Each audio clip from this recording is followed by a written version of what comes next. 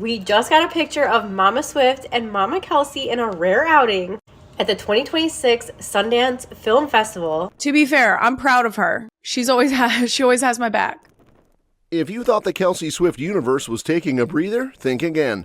First up, future in-laws Andrea Swift and Donna Kelce quietly stole the show at Sundance, setting the tone for a very cozy family era. Then, Travis slips into full protect the peace mode, guiding Taylor through the Blake Lively drama like an emotional GPS. After that, things turn spicy when Travis's award snub ignites fresh chatter about his NFL future. And then, because balance matters, Jason Kelce launches a wildly unhinged TikTok era. Hey, Travis, I've finally done it. I have 2 videos. I think they're both very high quality. I don't know what I'm doing. I really don't understand how it works. Next, Kylie Kelce shuts down body commentary with zero patience. Guys, I wasn't trying to put my ass on display, okay? I wasn't trying to do that. I was trying to mind my own business and learn how to curl. And finally, Travis realizes he completely missed a very loud Taylor Swift lyric and knows he's in trouble. Taylor's gonna kill me for not knowing that. If there was ever a soft launch for future in-law bestie status, this was it. And yes, the internet noticed. While most people go to Sundance for indie films and awkward Q&As, Andrea Swift and Donna Kelce turned the 2026 Sundance Film Festival into a full-blown mom hangout, strolling through Park City like they owned the snow-covered sidewalks and the vibe. On January 25th, the soon-to-be related moms stepped out together, bundled up and clearly unbothered by the Utah cold.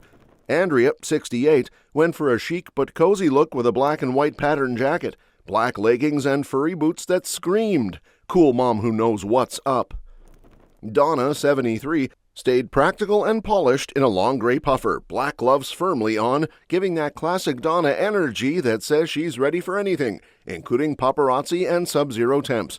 The two looked relaxed, comfortable, and very much enjoying each other's company as they soaked in the festival atmosphere. Of course, they weren't just there as moms on a casual outing. They were joined by Taylor and Travis, who are currently deep in wedding planning mode after getting engaged last year. The vibe around the couple and their families feels very aligned, very intentional, and very this is actually happening. Andrea and Donna both know a thing or two about raising headline-making kids, and it shows in how naturally they seem to click. Both families are no strangers to big personalities and even bigger schedules. Andrea and Scott Swift share a son, Austin, while Donna and Ed Kelce are also parents to Jason, so the sibling benches on both sides are stacked. This isn't the first time Andrea and Donna have crossed paths, but Sundance felt like a moment where the relationship quietly leveled up.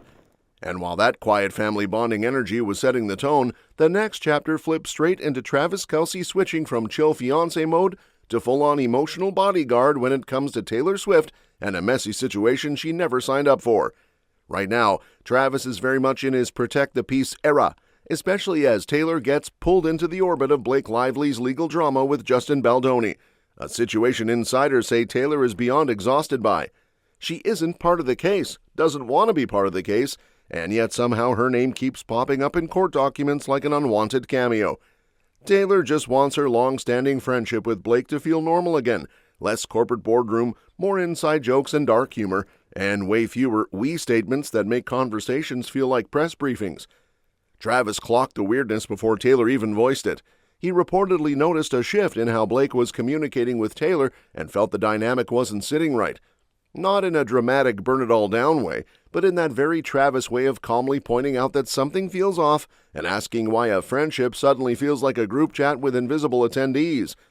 He encouraged Taylor to trust her instincts instead of brushing things off just to keep the peace. Travis isn't anti-Blake, but he is aggressively pro-Taylor being treated right. He reportedly reminded her that loyalty shouldn't come with confusion or discomfort, especially when she's been consistently present for her friends for over a decade. That support is what gave Taylor the confidence to finally address the tension directly when Blake later expressed concern that their friendship had changed. Instead of deflecting or softening her feelings, Taylor spoke honestly about feeling distanced and missing the version of Blake she connected with before everything got legally complicated. Taylor Swift has come out throughout the course of this litigation very publicly. Her team had made a statement that she had nothing to do with the movie other than her song being used. Well, that is now being contested by real-time text messages exchanged between Blake Lively and Taylor Swift. And with Travis already proving he doesn't hesitate to step up when things feel off, that same main character energy is now spilling onto the football side of his life after a very loud silence showed up in the Chiefs' end-of-season awards. The Chiefs dropped their 2025 team honors, and fans immediately did a double-take when Travis Kelce's name was nowhere to be found. No shiny plaque, no symbolic pat on the back, nothing. Instead, Patrick Mahomes walked away with team MVP. George Karlaftis picked up the Ed Block Courage Award, and Travis, just vibes. Which felt wild to a lot of people, considering the guy still put up numbers most tight ends would frame and hang on the wall. Even at 36, Travis logged 851 receiving yards, hauled in 76 catches, and scored 5 touchdowns, casually reminding everyone that age is just a number when your route running is still cooking defenders weekly. The snub instantly fired up speculation about what this means for his future. Retirement rumors have already been floating around, and this only poured gasoline on the discourse. Some fans read it as the Chiefs subtly preparing for life after Travis, while others think it's simply one of those awkward award season oversights that spiral way out of control online. But then came a plot twist straight out of a sports drama script. Eric Bieniemy is back in Kansas City as offensive coordinator, and suddenly the retirement talk gets a little quieter. Travis recently made it very clear how much that reunion means to him, reflecting on how influential Bieniemy was during some of his biggest growth years, both on and off the field. The excitement was real, not performative, and definitely not the tone of someone mentally packing up their locker for good. I can't wait to see him back in the building, man. He's one of my favorite coaches of all time. Going to be awesome to see him back in the building and see him back wearing the Chiefs logo, baby. I've had so many unbelievable, growing moments under him as a player, as a person, and I just love the guy.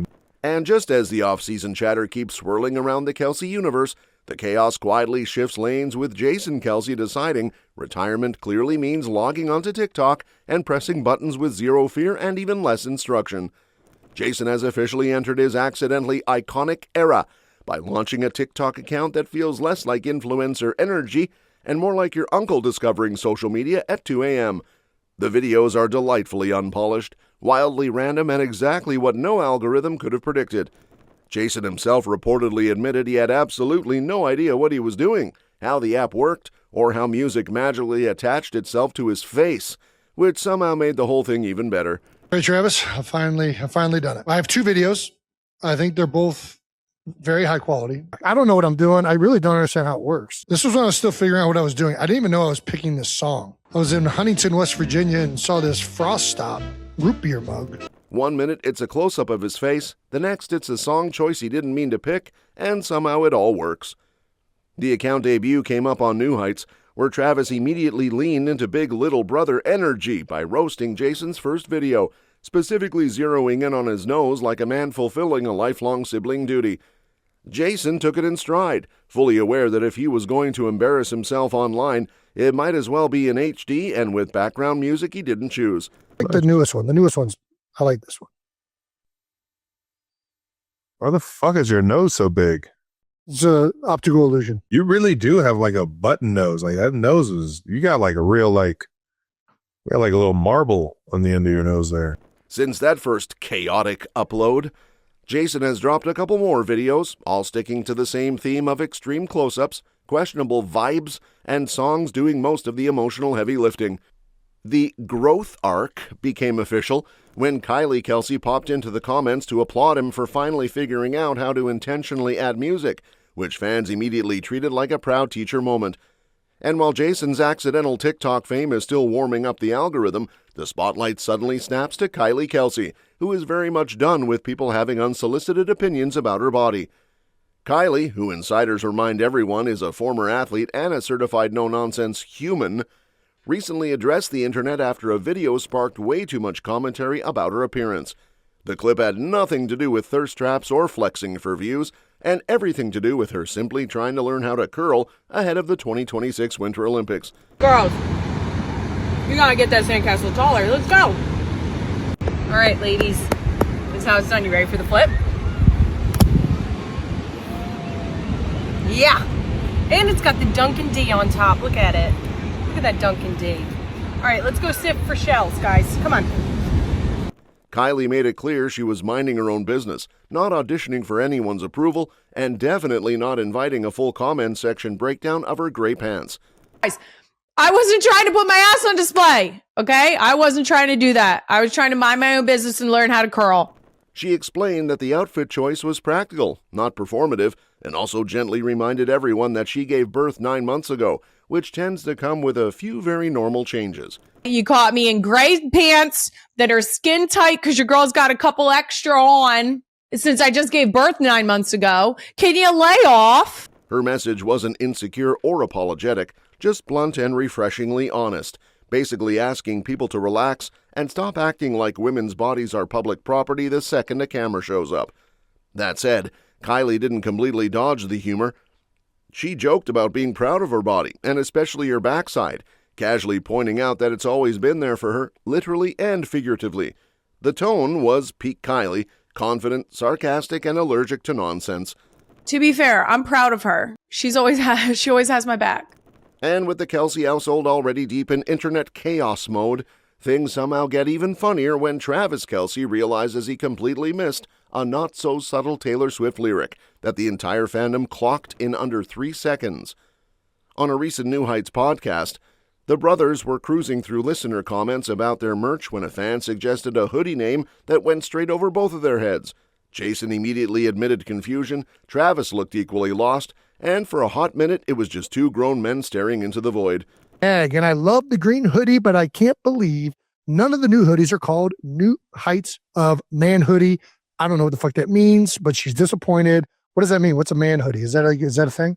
New Heights of Man Are Hoodie? you familiar with man hoodie? Then the producer stepped in and gently explained that the suggestion was a cheeky nod to Taylor's song Wood from her latest album, which Swifties had already flagged as a Travis-coded anthem weeks ago. I'll just say, it's a Life of a Showgirl reference, boys. Come on. Man hoodie? To the lyric, New Heights of Manhood. It is the time we were referenced in the album. All right. That's when Travis had his oh no moment. He laughed and openly admitted he had no idea the lyric was even about him, adding that Taylor was probably going to be unimpressed by his pop culture blind spot. Taylor's gonna kill me for not knowing that. Jason, meanwhile, fully leaned into the bit, joking that neither of them are built for decoding Swift-level Easter eggs, and that Swifties operate on an entirely different intellectual plane.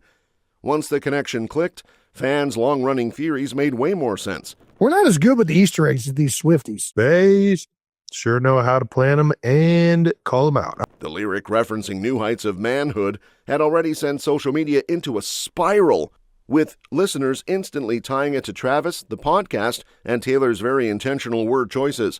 And yes, the song includes plenty of lines that had fans screaming, blushing, and aggressively texting group chats, which only made Travis missing the reference even funnier. That's all for this video, folks. We'll see you next time.